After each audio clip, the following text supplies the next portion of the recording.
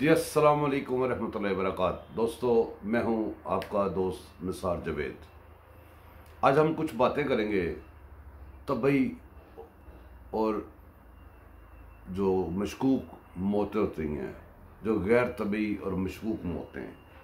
ये मुझे ख्याल इसलिए आया है कि हाल ही में हमने कल सुना है कि डॉक्टर आमिर लियाकत वफात पा गए। उन्होंने एक धमकी लगाई थी कि मैं सारे राज फाश कर दूंगा इमरान खान के, तो उनकी मौत वाक़या हो गई। अब वो भी मशकूक है, अभी वो उसकी इन्वेस्टिगेशन हो रही है। इन्वेस्टिगेशन भी किन लोगों ने करनी है? जब इतने लोग ताकतवर हों कि बंदे को उड़ा दें, तो वो आपको पता है कि भी जब उसकी इन्वेस्टिगेशन होगी तो उसके ऊपर वो असरअंदाज आसानी से हो सकते हैं, क्योंकि ताकतवर ज़्यादा होते हैं।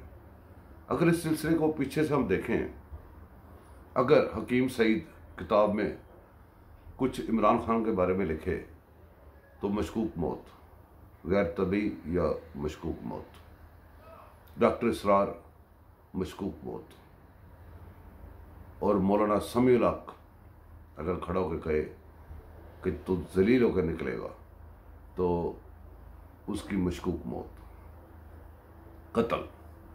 अच्छा, ये तो इस्लामी साइड हो गई, इस्लामी लोगों की साइड हो गई। अब आप आ जाएं दूसरे कानूनी लोगों की बात। कानूनी लोगों में आपने देखा कि अगर तो वो मसला फंस गया, वो जो मलक था अरशद मलक, उसकी मशकूक मौत।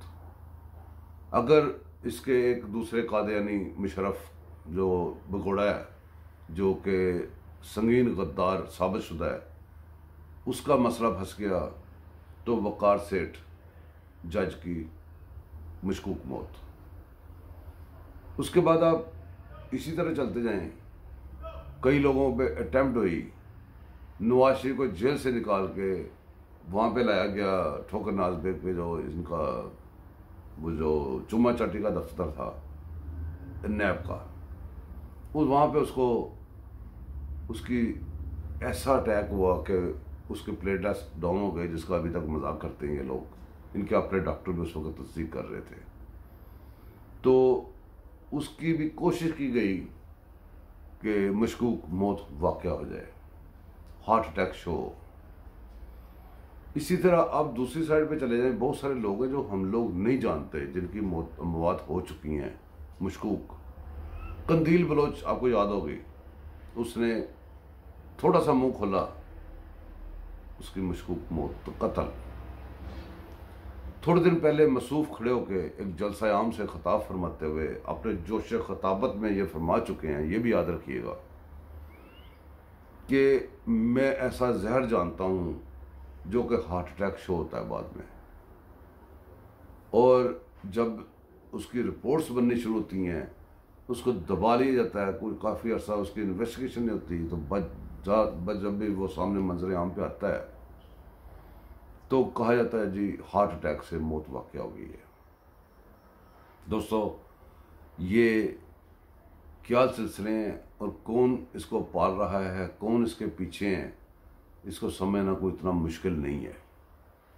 उस बंदे के जो हमले हैं, जब ये वज़ीर-ए-आज़म नहीं बनाना था तो इसके सारे हमले, बातें ये जो करता है उसका बिल्कुल अपोजिट करता है। और बल्कि ये इतना दिलेरी से काम करते हैं ये लोग कि ये बताता है कि हमने क्या करना है। जब ये दूसरों पे इल्ज़ाम धर रहा होता है ना, वो ये बता रहा था कि मैंने ये करना है, उसका मतलब ये होता है, और करता है वो। जब प्राइम मिनिस्टर ने बना था तो पाकिस्तान के ऊपर अंदरूनी हमले, सी पैक को रोकना, ये करना वो करना, आपको लग और रहा होता है, ये कर कुछ और रहा होता है। इधर से ये चढ़ाई करता था, उधर से इंडिया चढ़ाई करता था हमारे बॉर्डर्स पे। और इसके इतने असर सूख, इतना कुछ, इतनी पावर इसकी फौज के अंदर है। बचपन से एक ही बात सुनता आ रहा हूँ कि लोग शोर करते आ रहे हैं कि यार ये फौज के अंदर से इन लोगों को निकालो, ये फौज के अंदर घुस बैठी हैं। अब हमें सबसे ज़्यादा जो मसला बनता है, हर बंदे की हर चीज़ की एक शनाख्त है। इवन ये तालिबान ले लें, ये जो मिलिटेंट्स ग्रुप्स हैं, इनकी एक पहचान है। आप मजहबी तौर पे जाए तो मजहबों के डिफरेंट नाम हैं, उनकी पहचान है, लेकिन ये ऐसा एक ग्रोह है जो हमारा नाम इस्तेमाल करता है, अपने आप को मुसलमान कहता है, और मुसलमान होने के वो एडवांटेज हम भी नहीं ले सकते जो ये लेते हैं। इनका तरीक़ेकार क्या है? इनका तरीक़ेकार ये है, जो ऐसे महकमे जहाँ पे फैसले हो सकते हैं, जहाँ पे पावर एक्सरसाइज हो सकती है, ये वहाँ पे टारगेट करते हैं, वहाँ पे घुसते हैं। हमारी बदकिस्मती ये है कि पाकिस्तान में नौकरियाँ खरीदी जा सकती हैं, नौकरियाँ बिकती हैं और ये खरीदते हैं।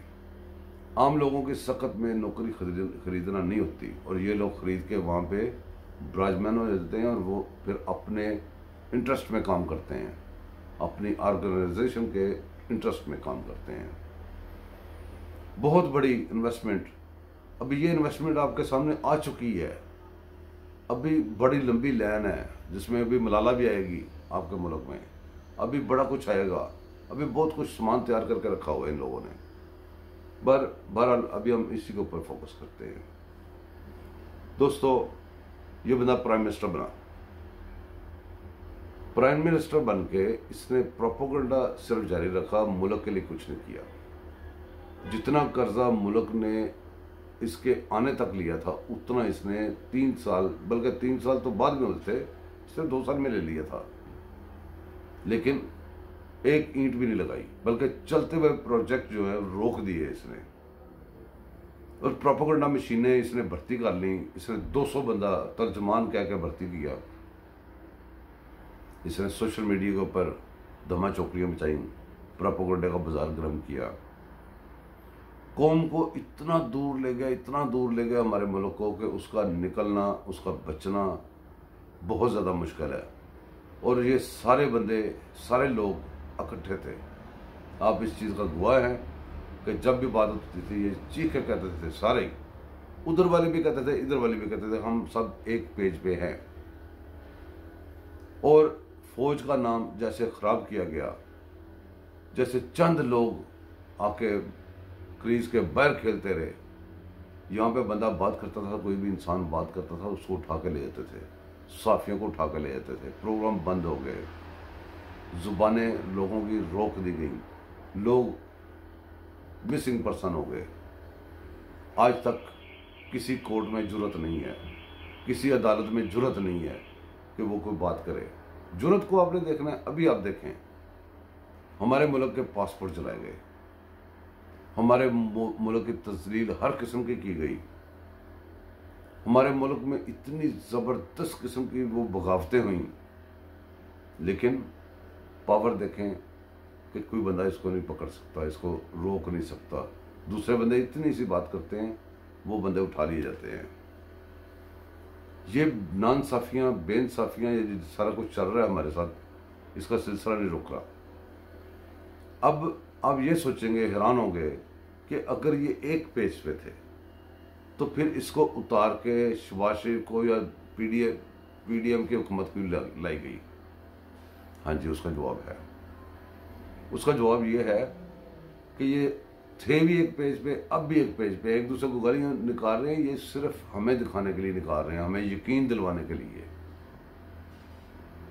वो इनको लाने का मकसद ये था कि इनको एक पाई भी अब बाहर से नहीं मिल रही थी, इनको कोई पाई पैसा, कोई हमदर्दी बाहर से नहीं मिल रही थी। बाहर से हमारे दरवाजे बंद हो गए थे, खजाना खाली कर चुके थे ये लोग। अब मुल्क जो है कोलैप्स कर चुका था, कोलैप्स करने के करीब था, तो अभी इनकी जॉबें कंप्लीट नहीं हुई।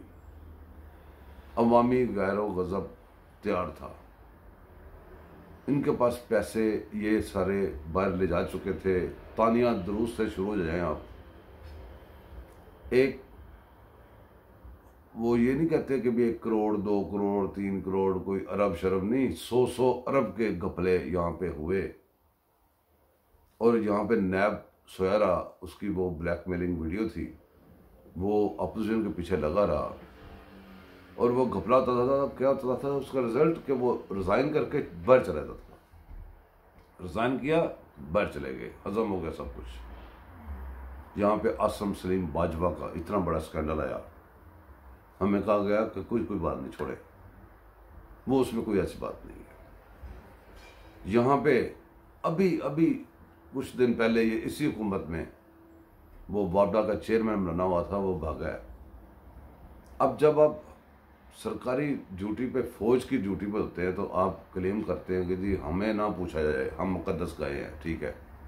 लेकिन जब आप रिटायर हो गए, फौज का महकमा आपने छोड़ दिया, आप हमारे जैसे सिविलियन हैं, वहाँ पे आके सबसे पहली तो आपकी ये बेईमानी है कि आप बड़े बड़े उहदों पे विराजमान हो जाते हैं, कब्जा कर लेते हैं, हम सिविलियंस का हक मारते हैं, और उसके बाद वहाँ पे अरबों का घपला करके फिर आप भागते हैं, बाहर दूसरे मुल्कों में निकल जाते हैं, और फिर भी यही क्लेम करते हैं कि हम फौजी, हमसे ना पूछा जाए। नहीं, उस वक्त आप फौजी नहीं होते, आपसे पूछा जाना चाहिए। आसम बाजवा रिटायर हो चुका है, वो फौजी नहीं है, उसने घपला किया है, फौजी रह के नहीं किया।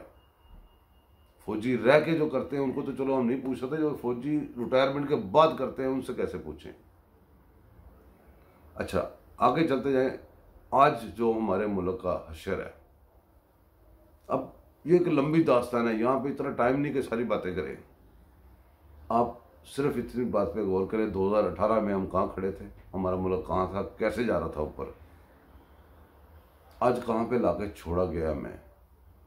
और छोड़ के इतनी किसी में गैरत इतनी सी भी नहीं है कि जो बंदा ये इकबाल जुर्म करे, जब तक आप उसको फिक्स नहीं करेंगे, जब तक आप ये एक्सेप्ट नहीं करेंगे यहाँ पे आया, हमारे तजर्बे से आया, हमारी बेईमानी से आया, या हमारे किस वजह से आया, तो आप कहते हैं हमें कि जी फौज आपका हथियार है, कौमें जंगें लड़ती हैं, फौज सिर्फ हथियार होता है, फौज के ऊपर ध्यान से बात की जाए।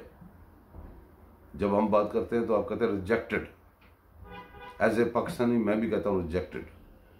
तब तक रिजेक्टेड है, पहले उस मसले को फिक्स करें, तब आप जाके कहें,